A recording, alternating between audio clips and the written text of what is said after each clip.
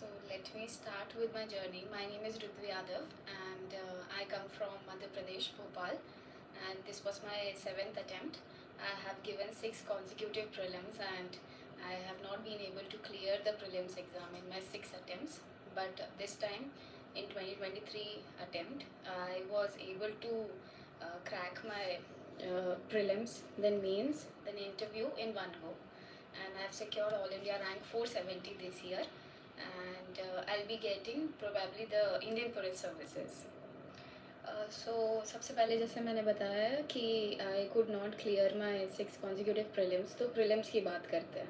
Where did I go wrong, and this session will be in both Hindi and English.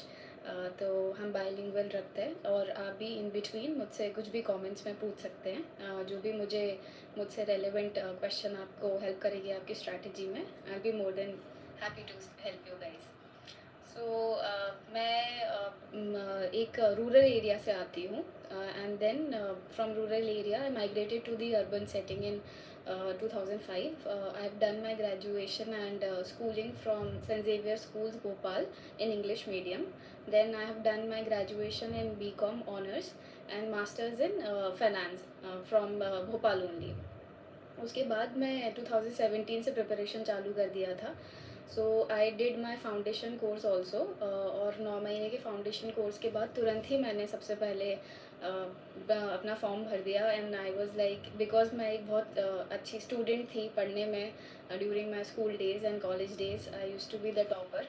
तो मुझे लगा कि जैसे ही जो भी कोचिंग में करा रहे हैं तो that will be more than sufficient and you are good to go. आपने फॉर्म भर दिया है, अपने फाउंडेशन कोर्स कर लिया है एंड आपका पेपर निकल जाएगा. But this is a myth.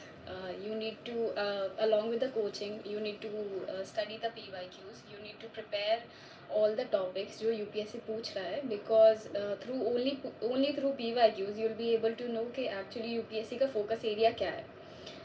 तो आप UPSC के PYQs के थ्रू ये जान पाएंगे कि हिस्ट्री में भी कुछ पर्टिकुलर टॉपिक्स रिपीट हो रहे हैं, पॉलिटी में भी पर्टिकुलर टॉपिक्स रिपीट हो रहे हैं, similarly in geography, environment and science tech और IR. तो सारी चीज़ें आपको तभी रियलाइज़ होंगी जब आप PYQs देखोगे.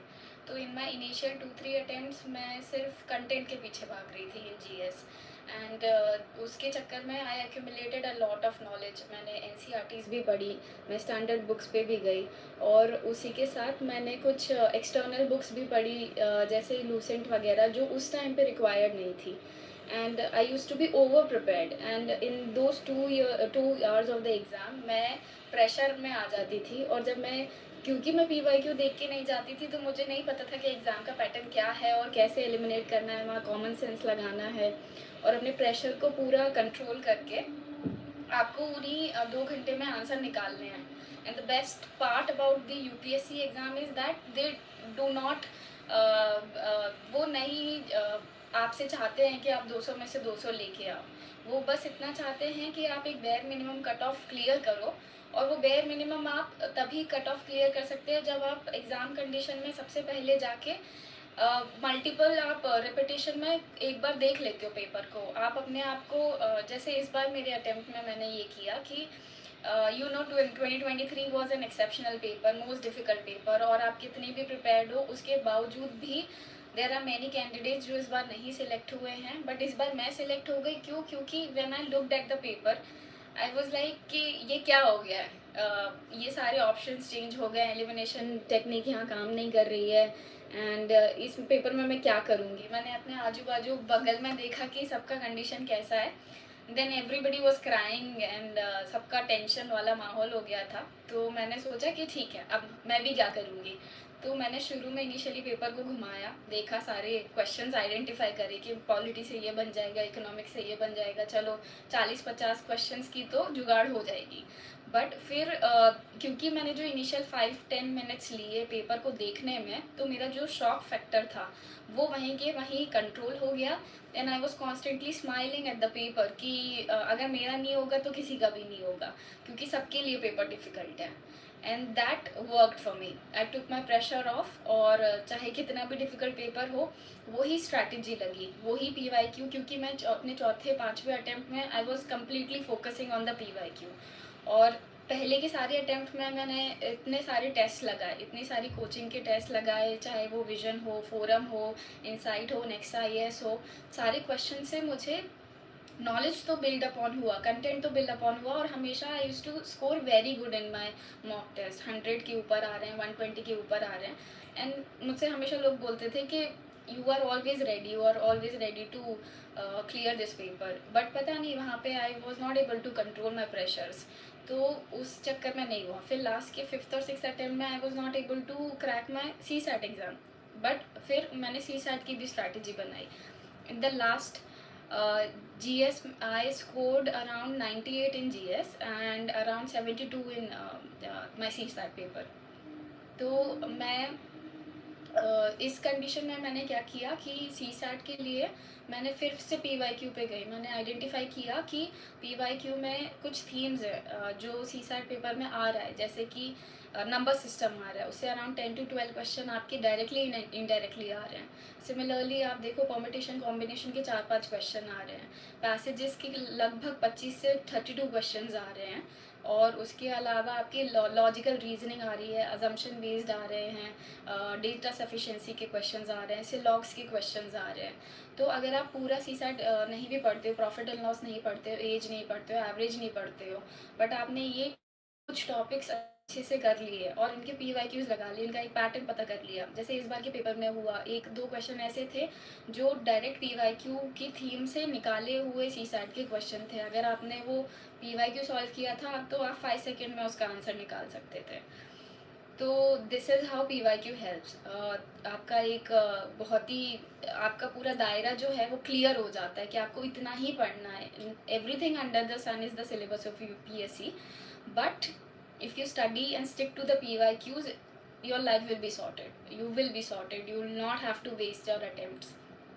About wasting your attempts, अगर आप ने अपना फाउंडेशन कोर्स कर लिया है और उसके बाद आप अपने मेंस के लिए प्रिपेयर्ड नहीं हो, तो आप वो अटेम्प्ट प्लीज़ ना दिए, क्योंकि GS में आपको 4 पेपर लिखना है, GS पेपर 1, 2, 3, 4, एंड देन आपको 2 ऑप्शनल के पेपर लिखना है, आपको एक ऐसे लिखना है, 2 ऐसेज लिखने हैं, और आपको हिंदी इंग्लिश का दैट इज़ ऑप्शनल, बट फिर भी आपको इतने सारे पेपर लिखने हैं। तो अगर आप इतने सारे पेपर लिख रहे हो तो आपको इसकी राइटिंग प्रैक्टिस भी उतनी ही करनी है, क्योंकि प्रीलिम्स एग्ज़ाम आप कितने बार भी निकाल लो, अगर आपने मेंस एग्ज़ाम नहीं निकाला तो you will not get the interview call, and अगर आपको इंटरव्यू कॉल आ भी गई है and you are not getting दो सफिशिएंट मेंस मार्क्स, तो आप इंटरव्यू से बाहर हो जाओगे और आप उस साइकिल में फंस जाओगे जहाँ पे आप इंटरव्यू से बाहर हुए, you are hardly getting that 1 month, फिर से प्रीलिम्स हो गया, फिर आप फिर से मेंस दे रहे हो, and if you are not mains prepared तो आप फिर से उसी साइकिल में फंस गए, फिर से आप प्रीलिम्स दे रहे हो, फिर से आप नेक्स्ट मेंस दे रहे हो। तो आप पहले अपना मेंस सॉर्ट करो। मेंस में सॉर्ट करने के लिए आपको सबसे पहले आइडेंटिफाई करना है आपके सोर्सेज। तो आपको जो आपके फाउंडेशन कोर्स के सब्जेक्ट्स होंगे प्रीलिम्स एंड मेंस में, तो आपको देखना है कि वो कॉमन कौन से हैं, तो आपको उनके लिए एक ही सोर्स रखना है। मेरा ऑप्शनल सब्जेक्ट वो सोशोलॉजी, मैं उसके बारे में भी अभी बात करती हूँ आगे। तो जो आपके कॉमन सब्जेक्ट्स प्रीलिम्स और मेंस के हो रहे हैं, आप उनको पहले सॉर्ट करिए, और उसके बाद आप मेंस के जो अलग से टॉपिक्स हैं उनको उनके सिलेबस को देखिए, और उनके सिलेबस से फिर आप अपने खुद हैंड रिटन नोट्स बनाइए। और हैंड रिटन नोट्स में आप पहले तो यू कैन मेक, या तो आप किसी कोचिंग के मटेरियल के नोट्स ले सकते हैं और उनको पढ़ सकते हैं और लिख सकते हैं, और उसके बाद आपको मेंस के जब आपको एग्ज़ाम देने के लिए जाना है उसके लिए आपको फिर से छोटे और नोट्स चाहिए, क्योंकि आपको वो 2 घंटे के दौरान आपको रिवाइज़ करना है। तो आप रिवाइज़ तभी कर पाओगे जब आपके पास वो 2 घंटे में पढ़ने के लिमिटेड ड्यूरेशन के नोट्स होंगे, क्योंकि आप सुबह 9 बजे से 12 बजे तक पेपर लिख रहे हो, फिर 2 बजे से 5 बजे तक पेपर लिख रहे हो, तो you don't have the energy, you don't have the extra that capacity कि आप इतना सब कुछ याद कर पाओ। So you just have to write everything in keywords. तो आप GS पेपर 1 में आते हैं, तो हिस्ट्री जो आपके सिलेबस के मेन टॉपिक्स हैं that is history, geography and society and world history. तो आपकी हिस्ट्री एंड जोग्राफी जो है वो आपका प्रीलिम्स में कवर हो जाएगा, बट उसके अलावा कुछ कुछ इंपॉर्टेंट टॉपिक रहते हैं, जैसे विजयनगर एम्पायर हो गया, जैसे दिल्ली सल्तनत हो गई जो UPSC की फेवरेट थीम है, जो आर्ट एंड कल्चर के क्वेश्चंस है जो मेंस में यूपीएससी पूछता है। तो ये आपको अलग से पढ़ना है और इसके अलग से नोट्स बनाने हैं और आपको पीवाईक्यू प्रैक्टिस करनी है। with that limited knowledge only you have to write exceptional answers। आपको डायग्राम भी बनाने हैं। For diagrams you can use the fine arts book और उस पर से आप डायग्राम्स देखें, चाहे वो टेम्पल आर्किटेक्चर हो, चाहे वो बुद्धा का हेयर स्टाइल हो, टाइप्स ऑफ बुद्धा स्कूल हो, या फिर जैनिज़्म का कुछ स्कूल ऑफ थॉट हो। तो ये सारी चीज़ें आपको इंडियन फाइन आर्ट्स की बुक में मिल जाएगी। उसके अलावा ज्योग्राफी में आप वही एनसीईआरटी, बेसिक एनसीईआरटी पे स्टिक टू रह सकते हैं। उसके अलावा जीसी लियोंग से आप जो second half of GC Leong है उससे आप वेजिटेशन का पोर्शन पढ़ सकते हैं। That will help you both in prelims and mains. और मिनरल्स और ये सब के लिए आप टॉपर्स की मेंस के नोट्स उठा सकते हैं। इनसाइट्स पे आपको मिल जाएंगे, मैंने भी वहीं से रेफ़र किया था। और एग्रीकल्चर वाले पोर्शन के लिए आप एनसीईआरटीज़ पे रिलाई कर सकते हैं, that is more than sufficient. और उसके अलावा आपको कुछ कुछ वेबसाइट्स पे जाना है, जैसे मिनिस्ट्री ऑफ एग्रीकल्चर की वेबसाइट पे आपको क्रॉपिंग पैटर्न ढूंढना है, आपको एमएसपी किस किस क्रॉप पे मिल रहा है वो देखना है, एक जनरल ट्रेंड देखना है, ताकि आपको जैसे इस बार के क्वेश्चन में नाइजर क्रॉप करके पीवाईक्यू आया था for the MSP in prelims, but the MSP topic is also important for the mains. तो आप उसको ऐसे पढ़ें कि वो इन्फॉर्मेशन को आप दोनों पोर्शंस में यूज़ कर सकें, both your prelims and mains. फिर सोसाइटी के लिए मैंने स्मृति मैम के नोट्स रेफ़र किए थे, वो विजन आईएएस में पढ़ाती है।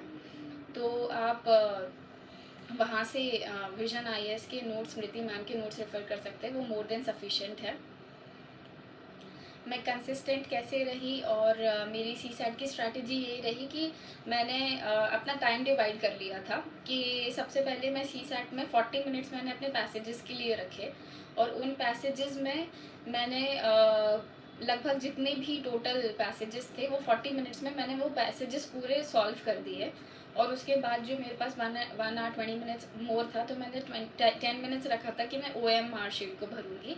उसके अलावा जो 1 घंटा था उसमें मैंने पहले शुरू के 10 मिनट में क्वेश्चन आइडेंटिफाई कर लिए थे कि मुझे कुछ 50 क्वेश्चन लगाना है, तो मैं कौन कौन से क्वेश्चंस लगाऊंगी जो मैं प्रैक्टिस करके आई हूँ, जैसे कि नंबर सिस्टम, जैसे कि परम्यूटेशन कॉम्बिनेशन, लॉग्स, देन वो लीनियर इक्वेशंस, और ये सारे क्वेश्चन जो मैं प्रैक्टिस करके आई थी वो मैंने आइडेंटिफाई कर लिए थे। अब इसमें क्या चाहिए कि ज़रूरी नहीं है जो क्वेश्चन मैं प्रैक्टिस करके आई हूँ वो मुझसे वहाँ सॉल्व हो। अगर मुझे 30 या 40 सेकेंड से ज़्यादा क्वेश्चन समझ नहीं आ रहा है या 1 मिनट से ज़्यादा हो गया है तो मैं वो क्वेश्चन छोड़ दूँगी, मैं आगे बढ़ूँगी। बट शुरू के 10 मिनट में आप वो 40 से 45-50 क्वेश्चन आइडेंटिफाई कर लो, इंक्लूडिंग योर पैसेजेस।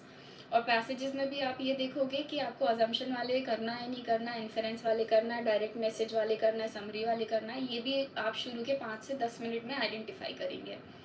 और वही पेपर फ्लिपिंग टेक्निक आप यूज़ करेंगे, क्योंकि ऐसा होता है कि मेरा जो पुराना अटेम्प्ट था उसमें मैं लास्ट में जब पैसेजेस पे आई तो इसी पैसेजेस को भी आप सॉल्व नहीं कर पाते हो, क्योंकि आप इतने टेंशन और पैनिक में होते हो कि मेरा क्वेश्चन गलत ना हो जाए, क्योंकि आप हर क्वेश्चन काउंट करके लगाते हो कि अगर आपने एक क्वेश्चन गलत कर दिया तो माइनस इतना हो जाएगा, ये कर दिया तो प्लस 2.5 हो जाएगा, एंड आपका स्कोर आगे पीछे जा रहा है। तो आप उस स्ट्रैटेजी को अभी पीवाईक्यूज़ पे प्रैक्टिस कीजिए, और जितने भी आपके पीवाईक्यूज़ हैं उसको आप टॉपिक वाइज डिवाइड करो कि वो टॉपिक जो आपने पढ़ा है उससे आपके कितने क्वेश्चन सही हो रहे हैं। और लास्ट में सिर्फ आप पीवाईक्यूज़ कीजिए, आप कोई कोचिंग का मौक मत दो, आप वही 9:30 to 11:30 बैठो और सिमिलरली 2 घंटे के बाद आप सीसैट के लिए बैठो। Then coming back to the main strategy again, GS paper 2 के लिए आप लक्ष्मीकांत को यूज़ करेंगे, बट लक्ष्मीकांत के अलावा आप सेकेंड ARC की रिपोर्ट, समरी रिपोर्ट पढ़ेंगे। उसके अलावा आप गवर्नमेंट वेबसाइट से एग्जांपल्स वगैरह लेंगे, जैसे नीति आयोग के बेस्ट एग्जांपल रिपोर्ट्स होते हैं, 5 ईयर स्ट्रैटेजी है, और उसके अलावा आप इकोनॉमिक सर्वे से भी कुछ चीज़ें गवर्नेंस के लिए यूज़ कर सकते हैं। फिर सोशल जस्टिस का जो पार्ट है, सोशल जस्टिस में वो स्मृति मैम के नोट से ही सोसाइटी और सोशल जस्टिस पार्ट कवर हो जाता है। उसके अलावा आप स्कीम्स और एडिशनल वैल्यू एडिशन के लिए आप यूज़ करेंगे योजना, कुरुक्षेत्र, या फिर कोई भी ऐसी मैगजीन्स और वेबसाइट्स या न्यूज़पेपर से जो आपको बेस्ट एग्जांपल्स मिलते हैं, केस स्टडी मिलती है, किसी कंट्री का बेस्ट प्रैक्टिस मिलता है, या फिर फॉर एग्ज़ाम्पल आप ऑनलाइन भी कुछ भी चीज़ सर्च कर सकते हैं जो आपको लगता है कि आपके आंसर को वैल्यू एडिशन देगा और उसको एनरिच करेगा। कुछ चीज़ें आप ये भी कर सकते हैं कि जब हम पीवाईक्यू किसी टॉपर की कॉपी देखते हैं, तो हम बहुत सुपरफिशियली किसी टॉपर की कॉपी नहीं देख रहे हैं। हम ये भी देख रहे हैं कि टॉपर ने क्या लिखा है, कौन सा एग्जाम्पल किस पॉइंट के अंदर लिखा है, और अगर आपको लगता है कि आपकी कॉपी में ये एग्जाम्पल किसी न किसी आंसर में आ सकता है, जैसे कि गवर्नेंस के बहुत सारे टॉपिक्स होते हैं, सिटीज़न चार्टर हो गया, देन आरटीआई हो गया, ये टॉपिक बार बार यूपीएससी रिपीट करता है। तो अगर किसी टॉपर ने इस पर बहुत अच्छा आंसर लिखा है, उसका एक बहुत अच्छा डेफिनेशन दिया है, एक बहुत अच्छा डेटा दिया है, उसके एग्जाम्पल्स दिए हैं, वे फॉरवर्ड दिया है, इशूज़ दिया है, चैलेंजेस दिया है, तो आप उधर से भी वो कंटेंट को यूज़ करके अपने नोट्स में लिख सकते हैं। जो आपने ऑलरेडी नोट्स बनाए उसमें वैल्यू एडिशन कर सकते हैं, और फिर इस वैल्यू एडिशंस को आप अपने एग्ज़ाम में रेप्लिकेट कर सकते हैं। उसके अलावा आपका GS2 में फिर इंटरनल IR होगा। तो IR के लिए मैंने दिपिन फोरम IAS के दिपिन सर हैं, उनको फॉलो किया था, जो कि प्रीलिम्स के बाद मेंस की उनकी क्लास चालू होती है ऑनलाइन, तो आप उधर से कंटेंट को यूज़ कर सकते हैं। और उसके अलावा मैंने विजन IAS का मेंस का मटेरियल यूज़ किया था IR के लिए। इवन विजन IAS का मैंने सोशल जस्टिस के लिए भी मेंस का मटेरियल यूज़ किया था, खासकर women and then vulnerable section, जहाँ पे चिल्ड्रन है, एल्डरली है, ट्रांसजेंडर्स हैं। और आप अपने आंसर को इंक्लूसिव बनाने के लिए हमेशा ये चीज़ यूज़ कर सकते हैं कि आप अगर आपका GS पेपर 1 का भी पॉइंट हो, तो भी आप उसमें ट्रांसजेंडर का कोई पॉइंट डाल सकते हैं, या फिर आपका GS पेपर 2 का भी पॉइंट हो, उसमें भी आप हिस्ट्री डाल सकते हैं। बट डिपेंड करता है कि ये क्रिएटिविटी आप अपनी आंसर राइटिंग प्रैक्टिस के दौरान ट्राई एंड टेस्ट करिए। आपको कोचिंग के मॉक्स में, इवैल्यूएशन में वो चीज़ का फीडबैक मिल जाएगा कि whether you are able to nicely inculcate and make a holistic answer और नॉट। फिर हम आते हैं GS3 पे। तो GS3 में सबसे पहले एग्रीकल्चर वाला पोर्शन है। तो एग्रीकल्चर का पोर्शन आप किसी भी नॉर्मल मटेरियल से पढ़ सकते हैं। मैंने विजन से पढ़ा था, विजन का जो वैल्यू एडेड मटेरियल है। उसके अलावा मैंने वेबसाइट यूज़ करी थी मिनिस्ट्री ऑफ एग्रीकल्चर की, और उसके अलावा मैंने गूगल यूज़ किया था। मैंने कुछ चैट GPT यूज़ किया था, जहाँ पे एक्सटेंशन एग्रीकल्चर एक्सटेंशन सर्विसेज करके एक टॉपिक है मीन्स में, तो मैंने चैट GPT पे डाल दिया था, उसका पूरा आंसर बन के आ गया था। एंड देन मैंने उस आंसर को एज अ मॉडल आंसर मान के अपना नोट्स बना लिए कि मैं अगर एग्ज़ाम में आएगा तो मैं इसको ऐसे ही यूज़ करूँगी। उसके अलावा आपका इकोनॉमिक्स वाला पोर्शन है, तो इकोनॉमिक्स के लिए मैंने विवेक सिंह की बुक पढ़ी थी। और क्योंकि मैं इतने टाइम से 6 साल से प्रिपरेशन कर रही थी, तो मैंने काफ़ी टॉपिक्स और काफ़ी बुक्स ऑलरेडी पढ़ लिए थे। तो मैंने मृणाल सर के नोट्स भी पढ़े हैं, विवेक सिंह सर के नोट्स भी पढ़े हैं। देन मैंने इकोनॉमिक्स की NCERTs भी पढ़ी हैं। उसके अलावा श्री राम की कुछ टॉपिक्स पढ़े हैं। तो जहाँ से आपको बेस्ट लगता है, एक कि ये गवर्नमेंट स्कीम वाला टॉपिक मृणाल सर अच्छा करा रहे हैं, और विवेक सिंह सर जो होलिस्टिक इकोनॉमिक्स है, जैसे कि इन्वेस्टमेंट मॉडल, सेविंग मॉडल, या फिर international capital account, current account, ये सारे टॉपिक्स जो हैं, जो UPSC ऑलरेडी पूछ भी चुका है। एग्रीकल्चर वाला पोर्शन, ये सारी चीज़ें आप पिक एंड चूज़ कर सकते हैं कि आपको क्या अच्छा लग रहा है। इसके अलावा आप वैल्यू एडिशन करेंगे इकोनॉमिक सर्वे से, बजट से, और बजट को सिर्फ उसी साल का नहीं, आप 2 साल के बजट देखेंगे, पिछले साल का, पिछले साल का वही बजट, और इकोनॉमिक सर्वे में भी आप समरी निकाल सकते हैं लास्ट 5 ईयर्स की, क्योंकि लास्ट 5 ईयर्स में बहुत अच्छे इकोनॉमिक सर्वे में टॉपिक्स आए हैं, जैसे नजिंग थ्योरी हो गई, या फिर थालीनॉमिक्स हो गया। तो जब आप इन कीवर्ड्स को ड्रॉप करते हैं, तो जो इवैल्यूएटर है उसको समझ में आ जाता है कि आप वेल रेड हैं, और आपको अपने किसी कॉन्सेप्ट को बहुत ज़्यादा वर्ड्स यूज़ करके नहीं बताना पड़ेगा। उसके अलावा हम आते हैं GS4 पे। तो GS4 एक बहुत ही डाइवर्स सब्जेक्ट है, और इसके जो सिलेबस है, इसको आप कहीं से भी पढ़ सकते हैं। जैसे अतुल गर्ग सर हैं, लुकमान IAS सर हैं, ओरिएंट IAS है, then there is Mudit Jain sir का बुक। बट जो एक चीज़ कांस्टेंट रहेगी वो ये है कि आपको PYQs देखने हैं।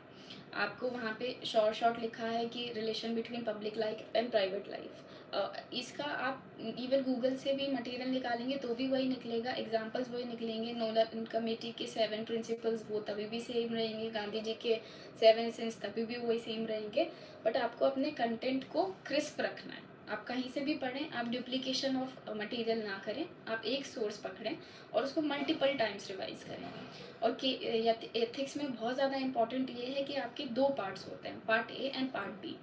अगर आपने थ्योरी वाला पोर्शन अच्छे से नहीं किया है, जैसे जस्टिस की थ्योरी हो गई, यूटिलिटेरियन अप्रोच हो गया, कॉन्सिक्वेंशियलिज्म हो गया, अगर आपने इन चीज़ों को इम्बाइब नहीं किया, आपने ठीक से समझा नहीं है, तो अपने पार्ट बी जो कि केस स्टडी है, जो कि एक नॉर्मल केस स्टडी होगी कि आप सो एंड सो हैं, आपके यहाँ पे ये सिचुएशन हो रही है, डिज़ास्टर मैनेजमेंट हो रहा है या वुमेन के साथ अच्छा नहीं हो रहा है, तो how are you going to change her how are you going to change her condition, or how are you as a district magistrate going to take steps and do justice to these people. तो आप अपने paper one part one के portion को use करके वही theories को use करके एक अच्छा आंसर बनाएंगे.